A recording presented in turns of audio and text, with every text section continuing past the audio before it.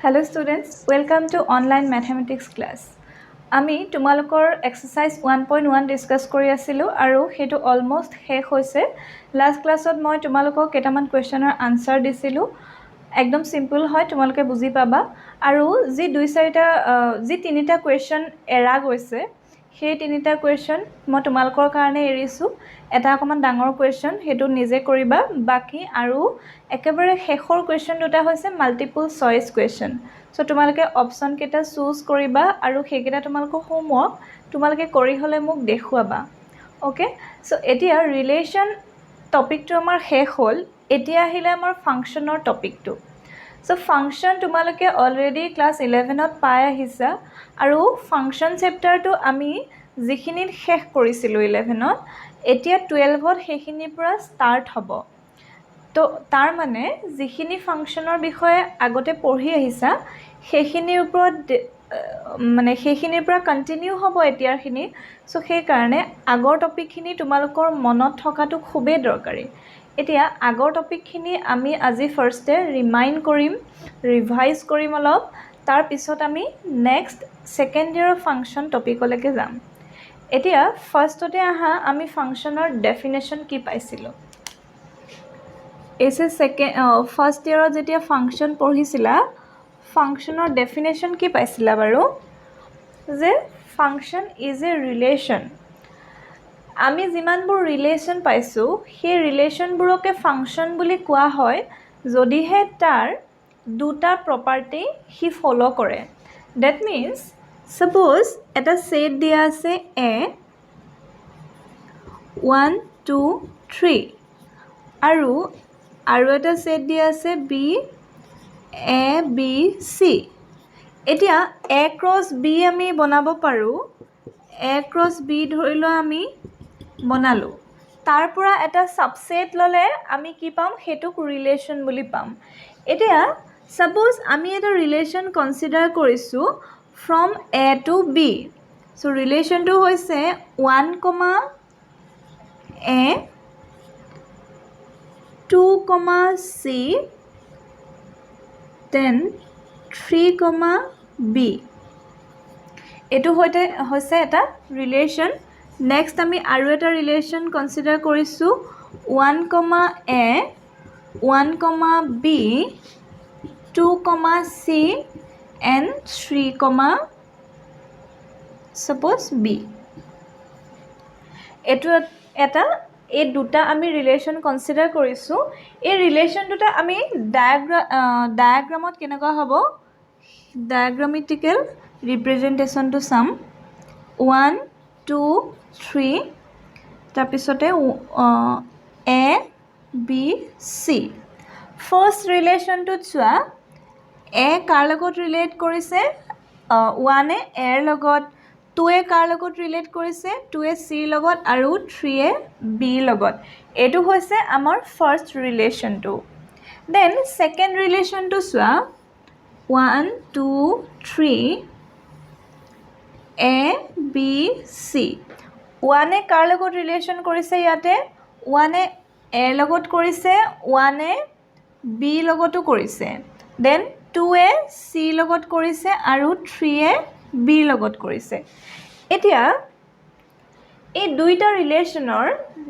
যি দুটা ডায়াগ্ৰাম দুটা মন কৰিছানে যে তাতে এটা ডিফাৰেন্স আছে ডিফাৰেন্সটো হৈছে এই ৰিলেশনটোত যিমান কেটা এলিমেন্ট আছে এ সেটটো থকা প্ৰতিটো এলিমেন্টৰে যেটো ইমেজ হে ইমেজটো অনলি এটা এলিমেন্ট হৈছে দ্যাট মিন্স এ সেটটোৰ যিমানবোৰ এলিমেন্ট আছে হিহতে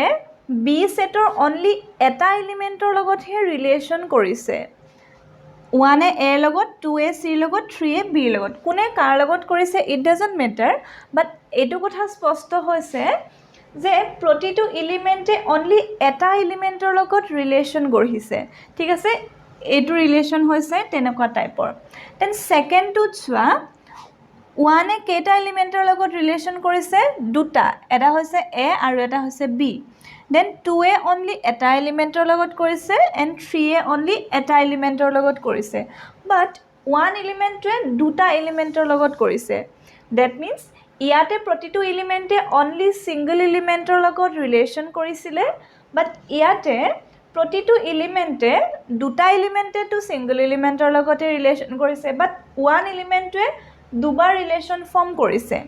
চ' এটা এলিমেণ্টে যদি দুবাৰ ৰিলেশ্যন ফৰ্ম কৰে প্ৰথম ছেটটোৰ পৰা তেতিয়াহ'লে এই ৰিলেশ্যনটো এটা বেলেগ টাইপত পৰি গ'ল চ' এই ৰিলেশ্যনটোক কোৱা হয় ফাংচন এই ৰিলেশ্যনটো এটা পাৰ্টিকুলাৰ নাম দিয়া হয় সেই নামটো হৈছে ফাংচন বাট এইটোক তোমাৰ চিম্পলি ৰিলেশ্যন বুলি কোৱা হয় বাট this is not a function তাৰমানে ফাংচনৰ ডেফিনেশ্যন কি যে এ ছেটৰ পৰা বি ছেটলৈকে যদি আমি এটা ৰিলেশ্যন লওঁ আৰু সেই ৰিলেশ্যনটোত যদি প্ৰথম ছেটটোৰ এলিমেণ্টবোৰে ছেকেণ্ড ছেটটোৰ অনলি এটা এলিমেণ্টৰ লগত ৰিলেশ্যন বনায় তেতিয়াহ'লে তাক ফাংচন বুলি কোৱা হয় কিন্তু যদি এটা এলিমেণ্টে ডাবল এলিমেণ্টৰ লগত ৰিলেশ্যন গঢ়ে ওৱান এলিমেণ্টটোৱে এৰ লগতো কৰিছে বিৰ লগতো কৰিছে দুটাৰ লগত ৰিলেশ্যন ফৰ্ম কৰিছে যে তো সেইকাৰণে এই ৰিলেশ্যনটোক আমি ফাংচন বুলি নকওঁ ঠিক আছে এইটো হৈছে ফাংচনৰ এক্সাম্পল আৰু এইটো হৈছে simply relation it is not a function okay বুজি পাইছা এটা আমি আৰু এটা ৰিলেশ্যন লওঁ এই সেট দুটাৰ ওপৰতে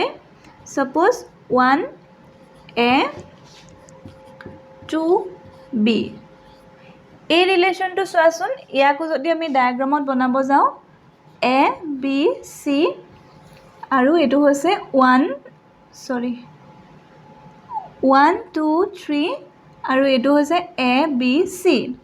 এ কাৰ লগত কৰিছে 1ৰ লগত কৰিছে 2 কাৰ লগত বি লগত কৰিছে এইটো এটা ৰিলেশ্যনে হয় কিন্তু এই ৰিলেশ্যনটো ফাংচন হ'বনে নহয় সেইটো চাম আমি এতিয়া চোৱা 1 কেইটা এলিমেণ্টৰ লগত ৰিলেশ্যন ফৰ্ম কৰিছে অনলি এটা এলিমেণ্টৰ লগত 2 কেইটা এলিমেণ্টৰ লগত ৰিলেশ্যন ফৰ্ম কৰিছে অনলি এটা এলিমেণ্টৰ লগত চ' এইটো হিচাপ মতে কি হ'ব লাগিছিলে ফাংচন হ'ব লাগিছিলে কিন্তু এইটোক আমি ফাংচন বুলি নকওঁ কিয় জানানে এই যে 3 এলিমেণ্টটো যে বাকি ৰৈ গ'ল সেইকাৰণে আমি তাক ফাংচন বুলি নকওঁ বুজি পাইছা তাৰ মানে প্ৰথম ছেটটোৰ প্ৰতিটো এলিমেণ্টে কানেক্টেড হৈ থাকিব লাগিব তাৰ মানে প্ৰথম ছেটটোৰ প্ৰতিটো এলিমেণ্টে ৰিলেশ্যন ফৰ্ম কৰিবই লাগিব সেইটো কম্পালসৰি যে প্ৰতিটো এলিমেণ্টে ৰিলেশ্যন ফৰ্ম কৰাটো কম্পালসৰি কিন্তু অনলি এটা এলিমেণ্টৰ লগতহে ৰিলেশ্যন ফৰ্ম কৰিব লাগিব প্ৰথম কথা হৈছে প্ৰতিটো এলিমেণ্টৰ কাৰণে ৰিলেশ্যন ফৰ্ম কৰাটো কম্পালসৰি আৰু সেকেন্ড কন্ডিশনটো হৈছে যে যদি ৰিলেশ্যন ফৰ্ম কৰে অনলি এবাৰহে ৰিলেশ্যন ফৰ্ম কৰিব পাৰিব যদি কিবাকে মোৰ then one time relation form কৰে তাক ফাংচন বুলি নকওঁ আমি সো এইটো এটা ফাংচন নহয় কিয় নহয় কাৰণ ই ৰিলেশ্যন ফৰ্ম নকৰাকে ৰৈ গ'ল যে সেইকাৰণে ইহঁতক আমি ফাংচন বুলি নকওঁ যদি বোলে 3 এনেকুৱা c লগত ৰিলেশ্যন ফৰ্ম কৰে বা 3 যদি b লগতো কৰে তেতিয়াহ'লে তাক আমি ফাংচন বুলি ক'লোহেঁতেন ঠিক আছে এতিয়া ইয়াতে আৰু এটা কথা মন কৰিবা হা আমি কেইটামান ৰিলেশ্যনৰ ফাংচনৰ এক্সাম্পল ল'ম তোমালোকৰ যদি কিবা ডাউট আছে তেতিয়াহ'লে ক্লিয়াৰ হৈ যাব Suppose এটা ৰিলেশ্যন লৈছো 1, a 2, b 3, b এইটো এটা ৰিলেশ্যন then 1,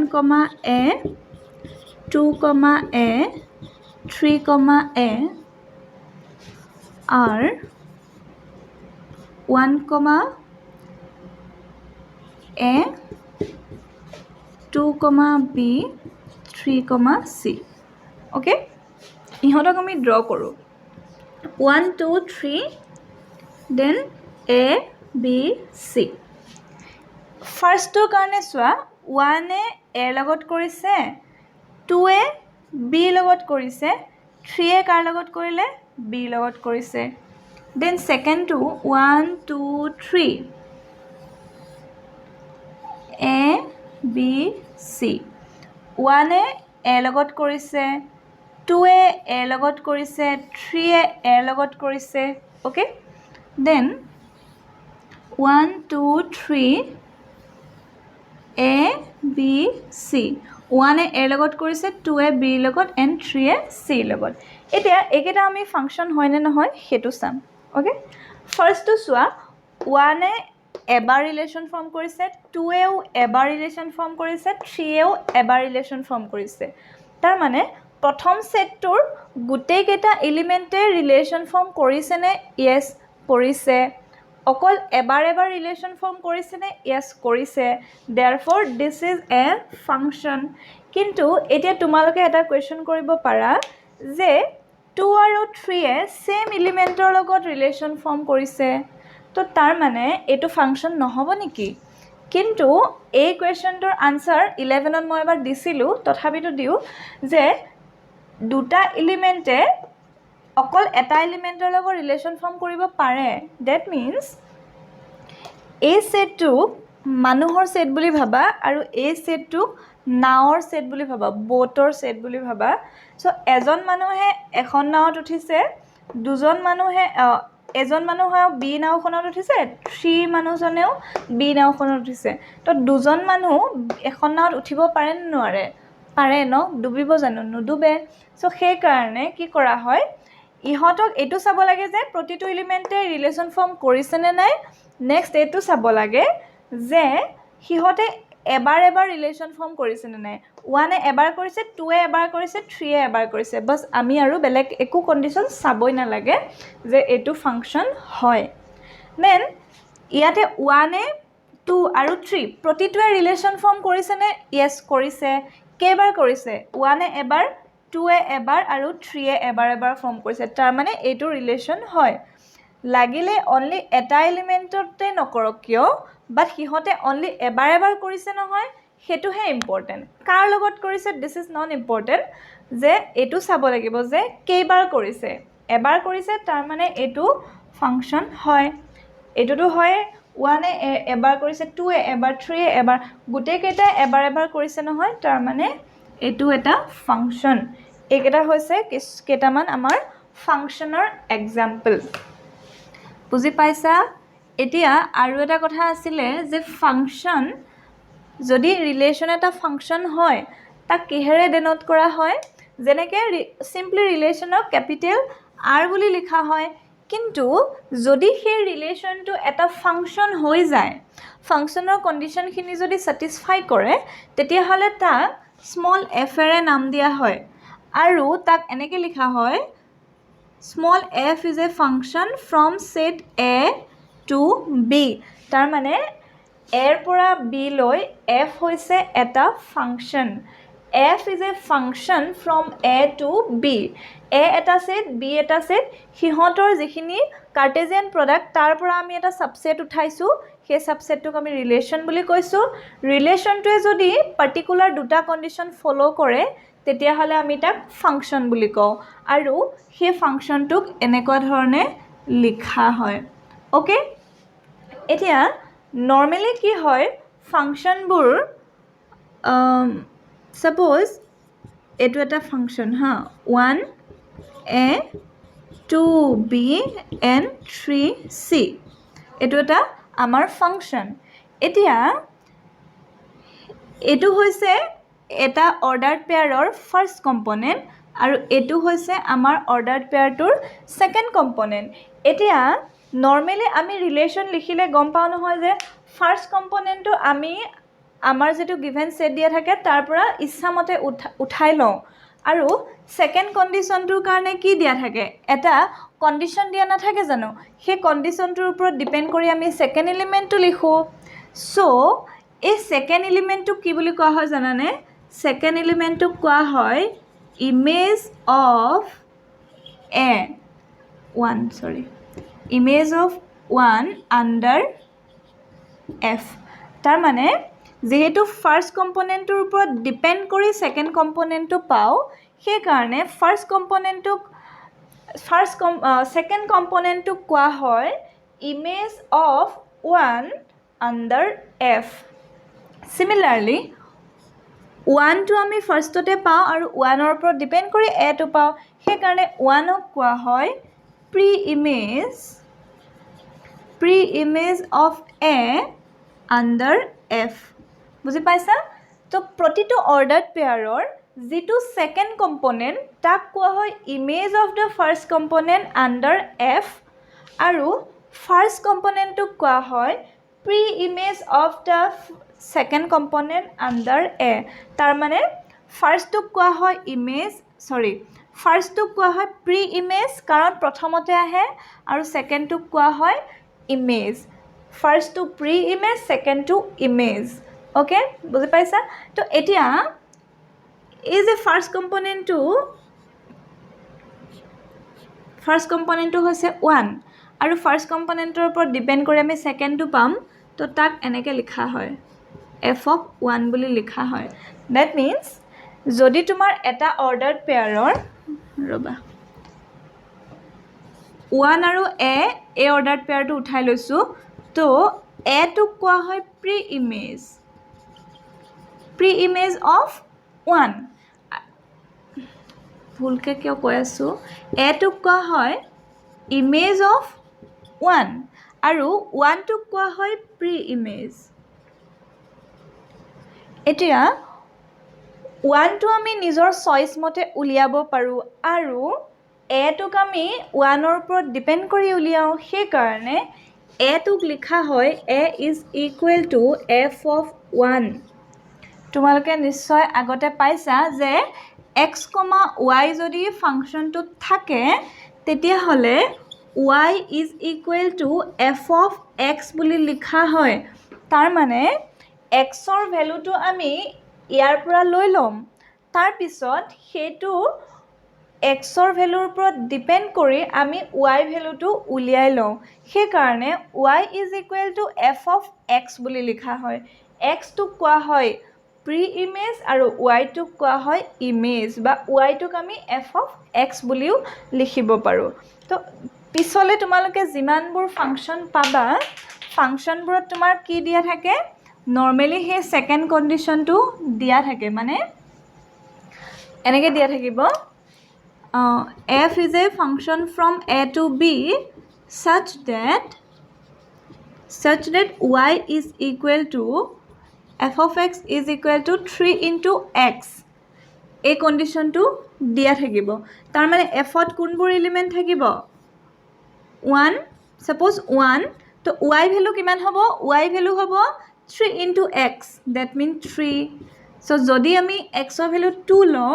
y ভ্যালু কি হ'ব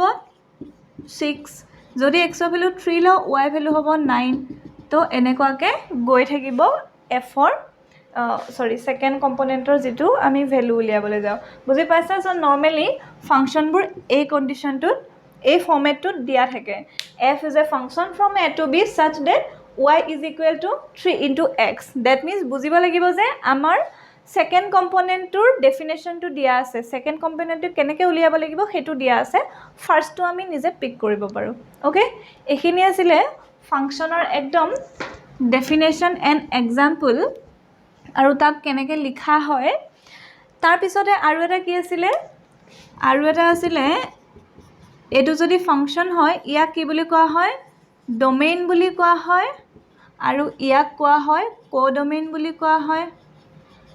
ৰাইট তাৰ পিছতে আৰু এটা পাইছিলা ৰেঞ্জটো মনত আছে নে যে এটা ৰিলেচনৰ যদি অৰ্ডাৰ পেয়াৰবোৰ সেকেন্ড কম্পোনেন্টটো যদি আমি লৈ লওঁ হিহতক কি বুলি কোৱা হয় গুটে সেটটোক এটা ৰেঞ্জ বুলি কোৱা হয় সো ৰিলেচনত যি পাইছিলা ফাংশনটো একে সো ফাংশনৰ বেসিক থিংস এখিনিয়ে নেক্সট ক্লাছত আমি কি পঢ়িম টাইপস অফ এ ফাংশন পঢ়িম ওকে আজিলে সামৰিছো থ্যাংক ইউ